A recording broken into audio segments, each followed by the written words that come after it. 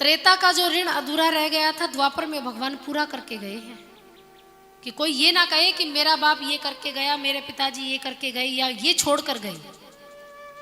आजकल बच्चे कहते हैं, आप बच्चों के मुख से सुनिए, माँ को कह देते हैं, पिताजी को कहते हैं कि तुमने हमारे लिए किया क्या है। ये वाक्य हर किसी को सुनने को मिलता है कि आपने मेरे लिए क्या किया है।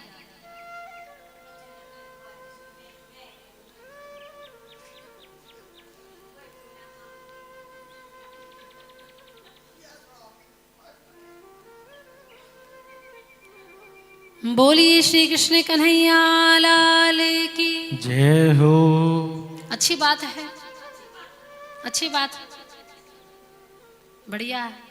मैं तो कहूँगा आपके बच्चे यही जवाब दे तो अच्छा है। लेकिन जहाँ माँ बाप का कुछ फर्ज होता है तो वो माँ बाप को भी करना पड़ता है, माँ बाप को भी अपना कर्तव्य निभाना पड़ता है, और दूसरा संतान को भी अपना कर्तव्य निभाना पड़ता है। इसमें दोनों का है, अकेले संतान की गलती नहीं होती, कहीं ना कहीं माँ बाप की कहीं ना कहीं चूक रह जाती है, जिसके परिणाम स्वरूप हमें ये सुनने को मिलता है।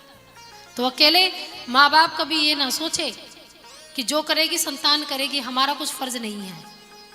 रास्ते पर चलाना माँ का काम है, पिता का काम है। अगर वो गलत रास्ता किसी को पकड़ाएगी तो बच्चा गलत ही चलेगा और आखिर में यही सुनने को मिलेगा। इसलिए कहते हैं संस्कार और संस्कृति से हमेशा अपने बच्चों को जोड़े रखिए,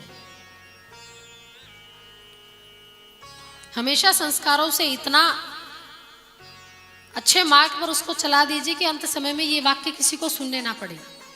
आप अपने बेटों को देखो और जिसके बेटे आध्यात्मिक लाइन में है उनको देखो, आपको फर्क समझ में आएगा कि हमने कहाँ गलती की है। हम अपनी संतान की तो गारंटी ले सकते हैं, लेकिन दूसरे की संतान की गारंटी नहीं ले सकते। तो ये बात सबके लिए है, किसी एक के लिए उपदेश नहीं है, ये सभी के लिए। चाहे किसी के घर बेटी है, वो दूसरे की बहू बनकर जाएगी तो अपनी बेटी को भी तो उसी प्रकार सिखाना होगा, समझाना होगा। तो सबसे पहले कर्तव्य माता पिता का होता है, बाद में संतान का होता है। तो पहले ये जीवन में धारण कर लीजिए कि हमें कैसे संस्कृति और कैसे संस्कार देने हैं। रामायण पहले हर घर में पढ़ी जाती थी, रामायण हर घर में पढ़ी जाती थी, और मैं गारंटी के साथ कहती हूँ जहाँ रामायण का पाठ होता है वहाँ संतान राम जैसी ही बन जाती है, वहाँ संतान लक्ष्मण भरत और शत्रुघ्न जैसी ही बन जाती है, और पत्नी भी फिर सीता जैसी ही आती है। और वही आज हम कितने हैं जो रामायण घर में पढ़ते हैं, कितने हैं जो भागवत महापुराण पढ़ते हैं या शिव महापुराण पढ़ते हैं या दूसरों को सुनाते हैं।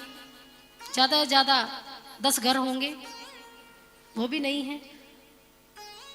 और फिर क्या होता है, माँ बेटे में झगड़े, बहू में झगड़े, बेटे और बहू की नहीं बनती।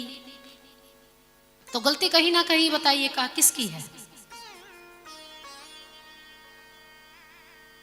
तो हम सारा दोष संतान पर भी नहीं दे सकते और सारा दोष माता पिता का भी नहीं है। जहाँ एक पलड़े में 50-50 तो होना ही चाहिए, बराबर का तोल हो तभी किसी को अच्छा लगता है। ऊंचा नीचा हो जाए तो गड़बड़ हो जाती है।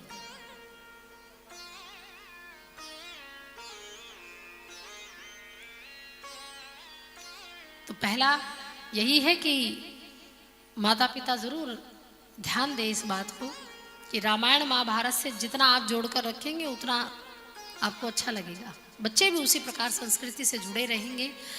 बोलिए श्री कृष्ण कन्हैया लाल की जय हो।